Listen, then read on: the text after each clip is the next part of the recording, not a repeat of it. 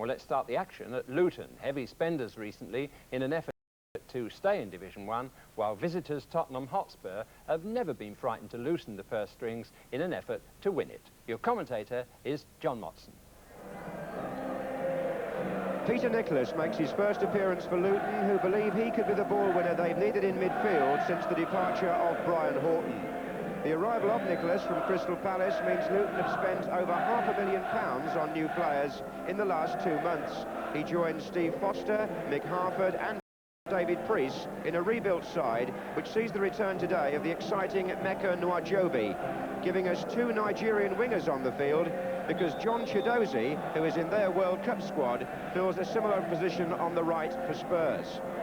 Well, they have Gary Stevens in the back 4 in place of the injured Paul Miller, and that switch means Gary Mabbott starts the match in midfield alongside Glenn Hoddle, who has recovered from the kick in the kidneys he received at Liverpool last Sunday.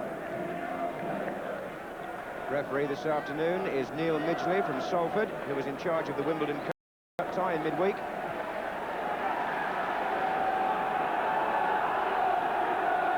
As we return to league business, both managers conscious that these 2 teams could present a contrast in styles to some of the very powerful cup football we've been seeing recently.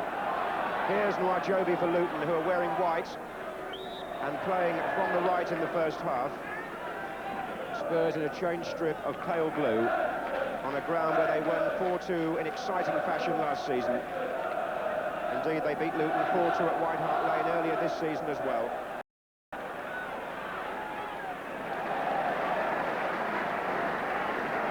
Donaghy with the tackle.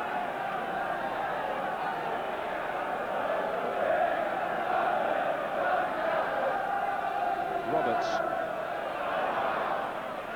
Back again to Mabbott. Into Hoddle.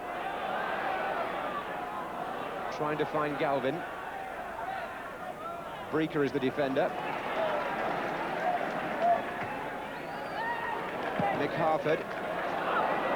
Falco, though, to Crooks.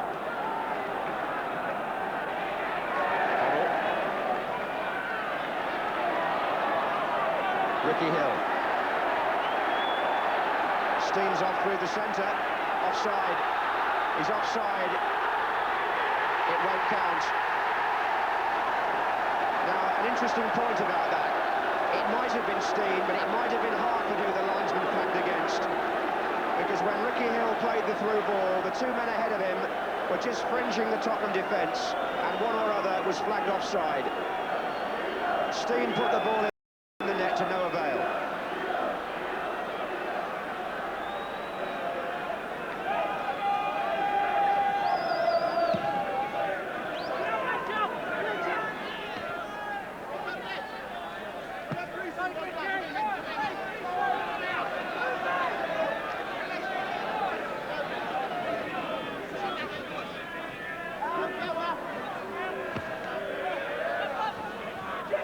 Chidozie. He's got Priest to beat as well as Thomas. This is Perryman. And he's taken them both on, Chidozie, and they've made a real mess of it. He promises so much at times and can't always achieve it. But he certainly took 2 Luton players out of the game there with the burst of speed and then completely topped his shot. Harford's header. Steen. Nwajobi's gone into the middle, and Steen, oh, Graham Roberts. Classic obstruction, if there is such a thing as classic obstruction. It's a contradiction in terms, but it's the most blatant form of offence when a player's gone past one opponent and looks like going past another. And I would imagine there, Roberts lucky not to get booked. Steen and Priest around the ball.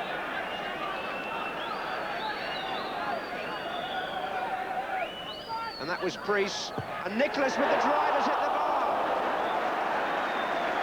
What a start it would have been in his debut match for Luton for Peter Nicholas. The free kick pushed square, and he hammered it. It beat Clements, crashed against the crossbar.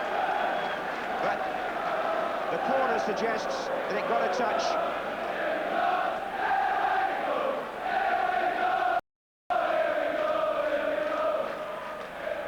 Nwajobi. and he took the ball out.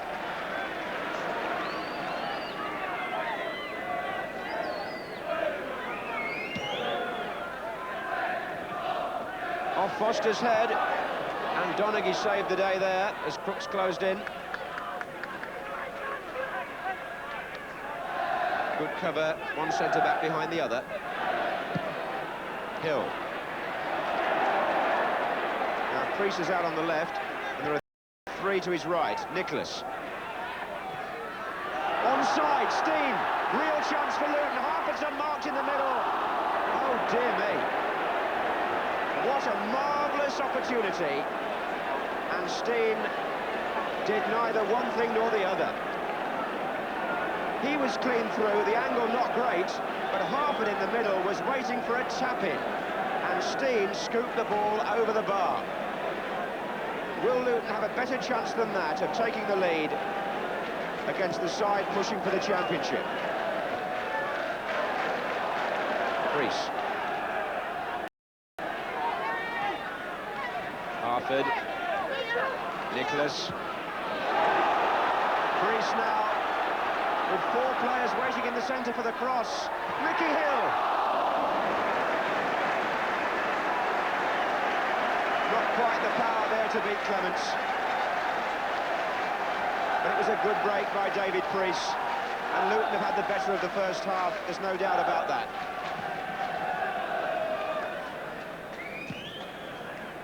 And at half-time, Spurs might feel fairly happy to be on terms, because the man who's caused them serious concern is Brian Steen. He threatened to go clean through when he was blocked, leading to the Nicholas free kick. He missed a great chance to square the ball to Harford for a certain goal, but at half-time, Luton have got nothing to show for 45 minutes in which they've been the more threatening side.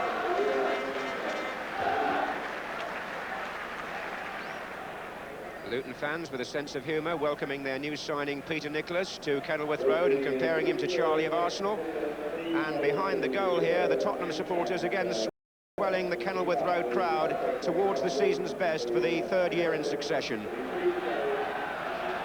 Spurs with this fine away record in the Championship this season, 7 wins and 2 draws in 13 matches on opposing grounds.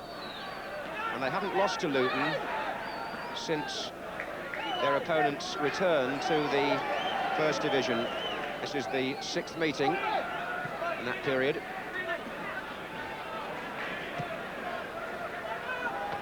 So Luton battling against the form book here. Here's Priest to Harford. Nicholas.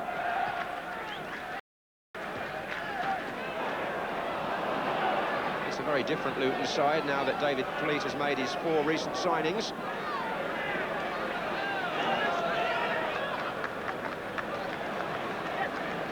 Hill.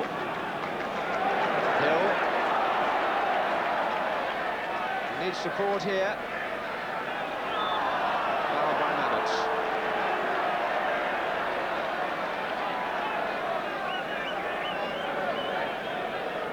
This is Priest. And Foster's in there. Harford is trying to readjust his position. Nwajobi and Steen! Steen gets the goal. He came so close to earlier. Harford couldn't reach the cross, but Nwajobi did, drove it, and Steen stuck out a foot, and that's a typical striker's goal. Poached out of nothing, and Luton are in the lead. 4 minutes after half-time, and the Nigerian Mecca Nwajobi plays a part. The Luton fans' delight tempered perhaps by the fact that Steve Foster has had to receive attention before they can kick off again, but they're pleased to see him back on his feet.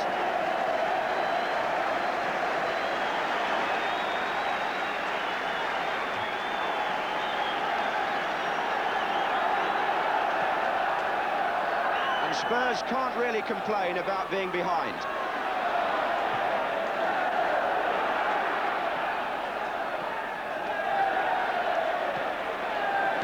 Mabbott looking for Crooks.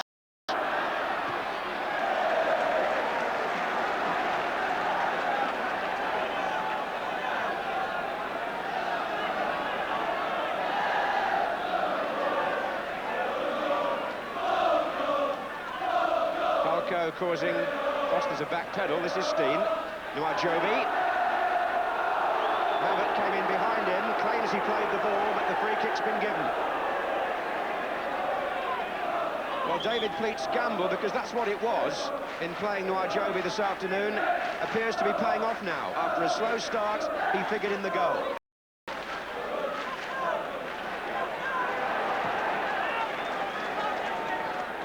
Good touch by Mick Harper. Nuajobi. And he's gone past Roberts, and he's gone past Houghton, and he's hit the side netting. Absolutely unpredictable is how David Pleat describes this former amateur from Dulwich Hamlet. Maybe the Luton forwards would have appreciated a cross at the end, but he was on a high when he'd gone past two of them and tried the shot instead.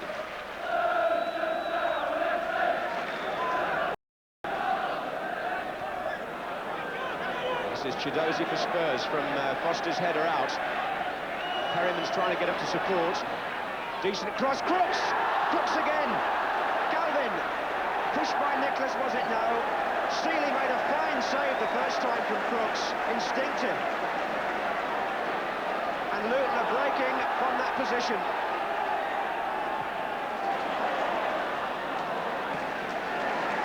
Well, you'd have backed Garth Crooks there at point-blank range. 15 goals in 20 games this season. It was an invitation for him to equalise. But Seeley, who's playing his 11th consecutive game this afternoon after coming in for Dibble when he was injured, is beginning to look like his old self in goal. And that could prove a crucial save for Luton. Peter Shreeves decides the time is right to make a switch. And Mick Hazard is coming on in Chidozie's place.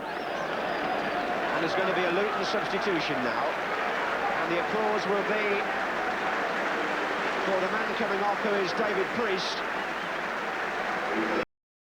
He's been replaced by Ray Daniel.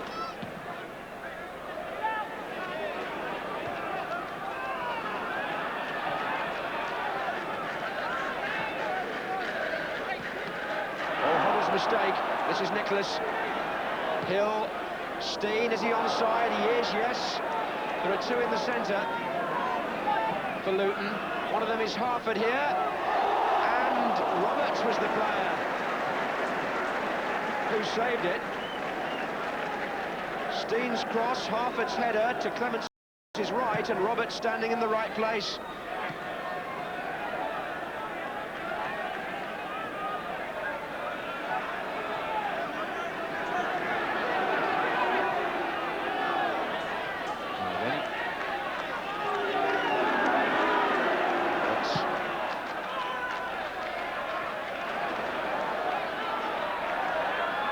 Hoddle. Turned in nicely for Crooks. Oh, Seeley saved it with his left foot. That's twice he's thwarted Crooks in this second half.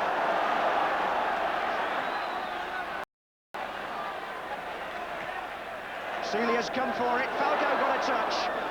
And the goalkeeper got let off.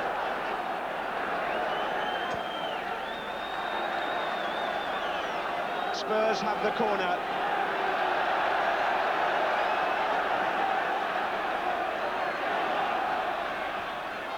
Daniel would have been an own goal.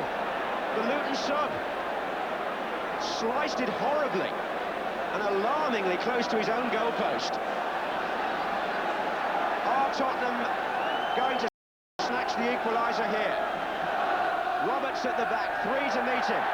And he went down under challenge from Foster after the ball had gone, and words have been exchanged. Hazard into Perryman. And Mabbutt in space. Foster, Falco! Goal! Falco for Spurs!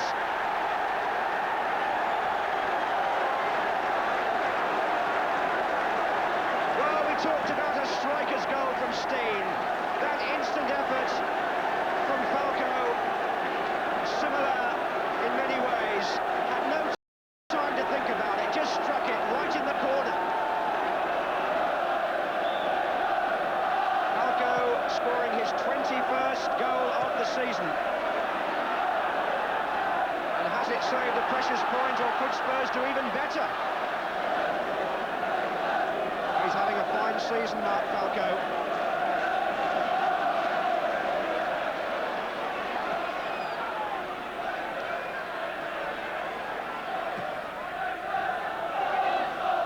Over the head of Houghton. Steen for Luton. Taking on Roberts. Nuajobi! It's there! The referee has pointed to the centre and the shot went in. Nuajobi may have won the match for Luton in quite spectacular style. Steen made the running down the right, but when the ball ran loose in the centre, Nuajobi saw his chance, and that hit the back stanchion and came out so fast, the fans had to look twice to make sure it was a goal. But it is, and Luton are back in front, and the Nigerian who made the first goal has scored the second, and relegation-haunted Luton may have got the 3 points after all. Away by Roberts, and Spurs, having got a reprieve, are right back in the dock. Thanks to Nuajobi. Well, what a last 5 or 6 minutes we've had here, and it's not over yet. Tottenham pile forward again, looking for the second equaliser.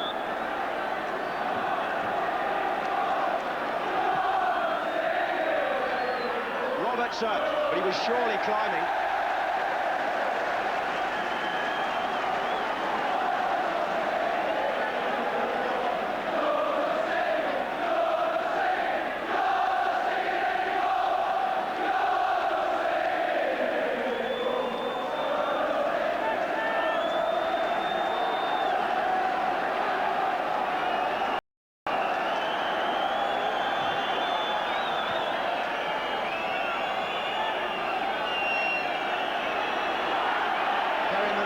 Steen.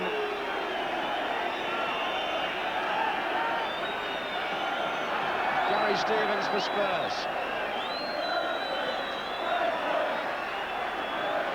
Calvin. Breaker all the way down with him, throw in, hit the flag and came back this side. So a storming finish to this match, on which so much depends at both ends of the table. The 90 minutes are up, but it's not over. Roberts! Yes! 2-2! Graham Roberts for Spurs. Just going into stoppage time. From the throw-in, Luton never got the ball away.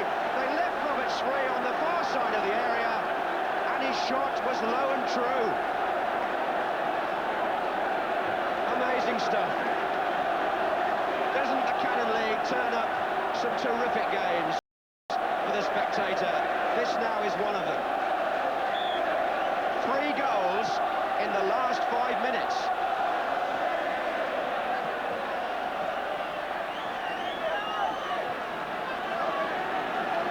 And once again, it looks as though there could be 1 point apiece, but Luton haven't finished yet. Steen, Harford, it's Steen again!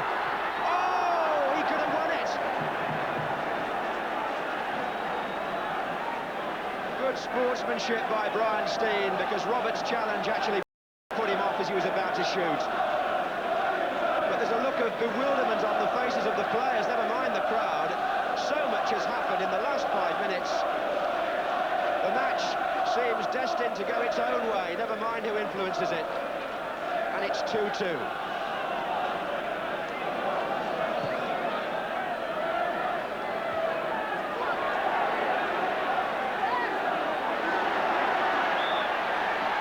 And it ends 2-2.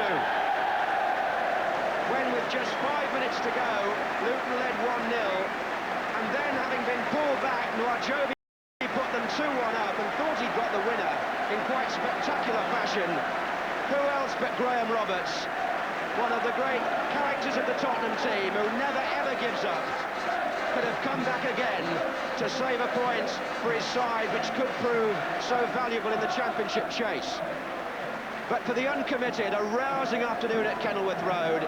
And in a way, we half expected it, because when Luton meets Spurs, there's a style and quality and excitement about the match that guarantees entertainment, and that's certainly what we got. Well, there's no doubt that John Motson enjoyed himself tremendously this afternoon, although both teams might be cursing themselves for allowing maximum points, sorely needed for different reasons, to slip away. Luton might have most to regret, and particularly a maker, Noah Giobi, a most exciting player who thought he'd nailed Spurs twice. He's got pace and loves a dribble, picking up from the most useful head of Harford. He's refreshingly confident enough to take on two opponents, or more if necessary, expecting good things to happen, and when they did, had the strength and almost the style to round it off.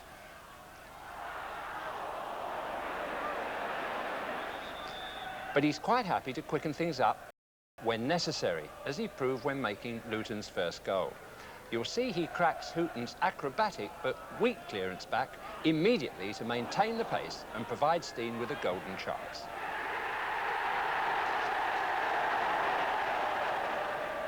It was a first-time shot, too, that gave Luton the lead near the end. As Daniel prods the ball forward, searching for a space to shoot, he pounces, alert and accurate, rattling the ball home without waiting for Daniel's permission. Well, next it's Sheffield Wednesday and Liverpool. And first, my thanks to Wednesday and Chelsea too for providing one of the most exciting matches I've seen for years last Wednesday.